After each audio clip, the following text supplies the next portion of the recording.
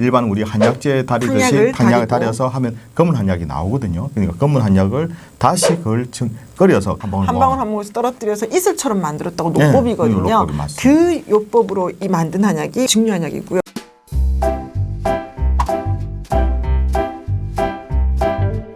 안녕하세요. 육아한방 잔소리쟁이 안영민 원장. 수다쟁이 최미영 원장입니다. 자, 오늘은 요즘 어머니들께서 한약을 이렇게 뭘 먹이면 좋을까 해서 고민이 많으신데요. 저희 한의원에서 이게 정류 한약이라는 걸 이게 맑은 한약을 쓰거든요. 그래서 이제 그에 대해서 한번 말씀드려보려고 합니다. 저희가 맑은 한약을 굉장히 오래 했죠. 저희 그렇죠. 시작을 아이 한의원으로 아이 증류 한의원. 한약부터 시작했으니까 17년? 17년 됐나요? 정도 저는 그 전부터 썼거든요. 저희가 한의원 하기 전부터 한의사가 돼서 이 맑은 한약을 썼기 때문에 거의 저희 20년 정도 이 맑은 한약만 쓰다 보니까 맑은 한약의 제일 장단점을 저희만큼 아는 사람이 있나 할 정도로. 그러니까 아무래도 이제 그렇죠. 그래서 보통 이제 어머니들께서 아이들이 자꾸 아프니까 이제 양약은 사실 특히 항생제 여기서 말하는 양약은 항생제인데 먹고 싶지 않고 좋은 것만 이렇게 건강하게 시키는 게 부모님 몸에 좋은 것만 주고 싶은 마음이 엄마 마음, 아빠 마음이겠죠. 그리고 이제 아이가 몸이 허약하다면 보약감은 먹이고 싶은데 요즘은 TV 매스컴에서 이것도 먹어야 되나 말아야 되나 불안한 마음도 그쵸. 많고. 중금속 얘기도 많이 나오고 뭐 농약을 많이 쳤다고도 하고. 그리고 또 언제쯤부터 이게 아이가 약을 먹을 수 있을지 이게 먹어도 괜찮은지 이게 걱정하시는 분들 정말 많거든요. 네. 그래서 아까 말씀드린 것처럼 저희 한의원에서는 이게 맑은 한약이라는 이게 투명한 정류 한약으로서 아이를 치유하고 있는데 거의 물 같은데요. 그렇죠. 이걸 한번 말씀해 드려보려고 합니다. 맑은데 물은 아니잖아요. 그렇죠. 원장님? 이게 얼마큼 예, 얼마 그런데 이거 어떻게 좀 만들어지는지 아니면 이 성분이 어떤지 좀 말씀해 주세요. 그래서 이제 먼저 아이들은 이제 약을 언제부터 이렇게 먹으면 좋을지에 대해서 말씀드리게 되는데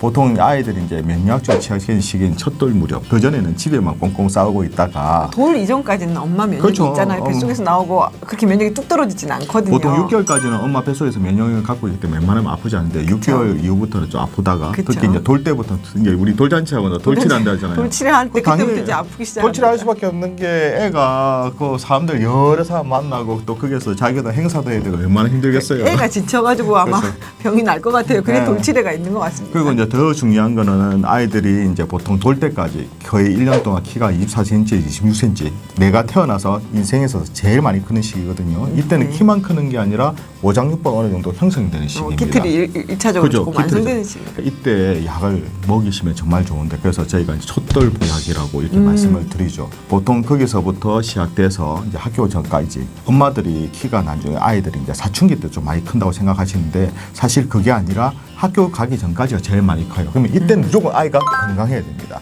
그리고 아까 말씀드린 건강할 뿐만 아니라 이때 건강해야지 키가 많이 크는 게 아니라 기초 체력이 딱 형성되기 때문에 이때 잘 아프지가 않아야지 특히 호흡기라든지 그쵸. 그런 부분 해야지 아무래도 더 애가 단단해지겠죠. 예, 첫돌에 왜 첫돌 보약이 있냐 하면요. 아까 말씀드린 돌칠애라는 것이 있는데 돌칠애는 기본적으로 열을 동반합니다. 근데 그 열을 잘 순환시켜서 이제 이걸 성장의 원동력으로 만들어줘야 되는데 그때 엄마 아빠 뭔가를 해주시고 싶은데 한약은 걱정돼요. 너무 빨라요.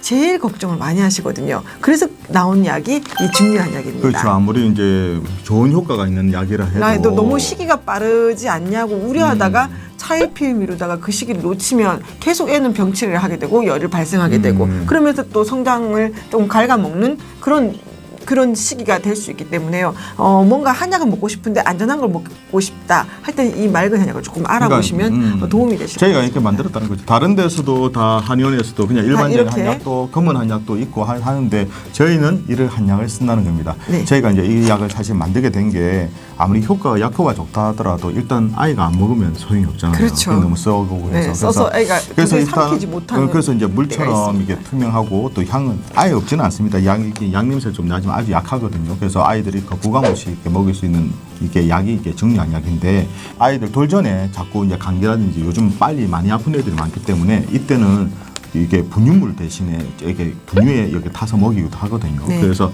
저희가 아이들한테 어떻게 하면 먹이기 쉽고 또 안전하고 그러기 위해서 저희가 개발한 게 정류 한약이고 여기서 지금처럼 계속해서 저희가 치료를 하고 있습니다. 저희 한의원에서 하는 이 증류약이 무엇이 좀 다른지 차이점을 한번 설명해 주시겠어요? 사실 이렇게 정류한약이랑 이게 만든 방법을 저희가 최초로 개발한 건 아닙니다. 이게 그렇죠. 동의보감에도 이게 로법이라 해서 이게 소주 다리는 듯이 이제 먼저 검은 한약을 모아서 일반 우리 한약재 다리듯이 한약을 한약을 다리고. 다려서 하면 검은 한약이 나오거든요. 그러니까 검은 한약을 다시 그걸 끓여서 한 방울 한 방울 한 방울씩 떨어뜨려서 이슬처럼 만들었다고 네, 요법이거든요. 요법이 맞습니다. 그 요법으로 이 만든 한약이 중요한약이고요. 예전보다 저희가 매년 더 그 개발하고 더 저희 연구하고 했기 때문에 이제 완성된 이 중요한약은 오셔가지고 냄새조차 없는 맑은 한약인 줄 아시거든요. 근데 냄새는 좀 있습니다. 나요. 이게 예, 사실 좀 냄새, 나죠. 한약재 아니, 냄새 한약 납니다. 맛도 조금 나긴 납니다. 그래서 납니까? 맛은 별로 안 나는데. 사실 아이들 어머니들께서 이게 처음에 딱 하시는 말씀이 뭐냐면 아이고 이게 맑은 물 이렇게 되면 우리 애는 검은 약 잘 먹는데 이게 약효가 떨어져서 저희는 검은 약을 먹을래요 이렇게 말씀하시거든요. 근데 저희가 이제 말씀드릴 때 약은 그 기와 미가 있거든요. 그래서 검은 한약의 쓴맛의 약의 효과가 있지만 그 날라가는 수증기의 기를 모아서 맞는 게 중요한약입니다. 그쵸. 그리고 이제 아까 말씀드린 것처럼 안전하기 때문에 아이들 장기간 투여해도 크게 문제가 없거든요. 그래서 아이의 증상에 따라서 약한 부분을 치료할 수 있는 치료제라고 볼 수 있습니다. 그리고 아마 탕약과의 차이점이 물론 당연히 맛과 색깔이죠. 예, 색깔과 냄새 이런 것들이 그것보다는 훨씬 덜한데요. 이게 약재의 두꺼운 어떤 느낌 그런 것들을 배제하고 맑기 때문에 아무래도 그 물을 넘기는 그런 맛이라 그러죠. 목에서 넘김이 편합니다. 그래서 아이들은 뭐 물론 분유를 먹는 아이들은 분유물에 타지만 그게 아니고 물만 잘 마실 수 있는 액체를 잘 마시는 아이라면 이 중요한 약은 목 넘김이 좋다라고 이제 얘기를 하시거든요. 그래서 부드럽게 그 식도를 통해서 위까지 통과하기 때문에 아무래도 부담이 없고요. 냄새 나요, 맛에 너무 예민해요 이런 아이들한테는 이 중요한 약을 주는 것이 이 아이한테는 좀 도움이 됩니다. 아이들이 일단 속에서부터 거부를 하게 되면 효과가 아무래도 좀 덜하게 되겠죠. 사실 이게 처음 만들 때 처음에는 어머니들께서도 이게 한약이라면 당혹스럽겠는데 이 약으로 해서 아이들이 많이 좋아진 경우가 정말 많습니다. 그래서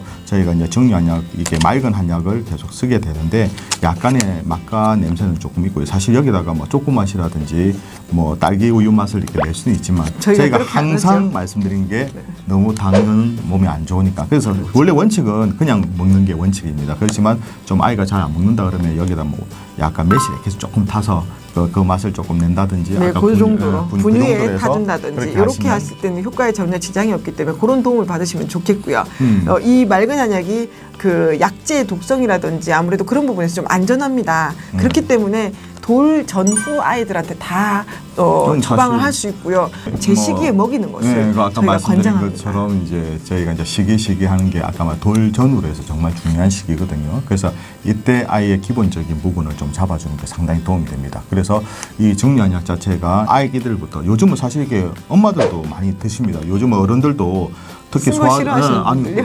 쓰기 싫은 것보다는 이게 비위가 소화 기능이 비위가 약하고 약하고 소화 기력이 또 떨어지시는 분들. 간이나 신장 쪽이 약하셔서 또 약에 되게 민감하신 분들이 많거든요. 네. 그래서 오히려 이런 분 이게 정류한약 자체가 이게 소통시키고 순환시키는 데 효과적이라서 요즘 엄마들이라든지 어른들도 잘 맞는 편이고요. 네. 그리고 처음에 나온 게 97년도 정도 이렇게부터 임상을 계속 거쳤기 때문에 아무래도 이제 지금까지는 거의 완성도가 좀 높은 한약이라고 볼 수 있습니다. 약재 자체도 일단 요즘에 크게 문제가 없겠지만 또 이게 정류시키는 과정을 통해서 혹시라도 있을 수 있는 유해 물질이라든지 농약 문제를 얘도 안전하다고 저희가 말씀을 드릴 수 있거든요. 그래서 그렇죠. 어머니들께서도 너무 어린 아이들 같은 경우에 어떻게 하면 좋겠지 생각하실 필요 없이 아이의 증상과 만약에 그것만 맞다 그러면 이 약으로 해서도 충분히 많이 좋아질 거라고 생각이 듭니다. 예, 그래서 언제나 댓글 열려 있기 때문에 문의하시고 궁금한 건 또 저희 진료씨 물어보시면 이거 제 멘트인데 우리 최원장이 하네요. 아니 어머니도 업무로 제가 언제든지 이 약에 대해서 궁금하시면 댓글이나 아니면 뭐 저희 한의원으로 문의하시면 저희가 충분히 설명해드리겠습니다. 사실 이게 저희 그거기 때문에 저희 아무래도 주특기라서 이게 저희를 너무 오랫동안 이것만 했던 최 원장이 하고 싶은 할 말이 말이 너무 많네요. 많아서 아무래도 그런 것 같습니다. 궁금한 이거지만 언제든지 댓글 남겨주시면 이렇게 준비해 보도록 하겠습니다. 우리 아이들을 위한 잔소리쟁이 안영미 원장. 수다쟁이 최미영 원장이었습니다. 좋아요 구독하기도 잊지 마시고요. 그만 다음 빠뜨려 영상에도 좋아요 구독하기 잊지 마세요. 만나 뵙겠습니다. 육아는 한방 요거는 해야지. 해야지.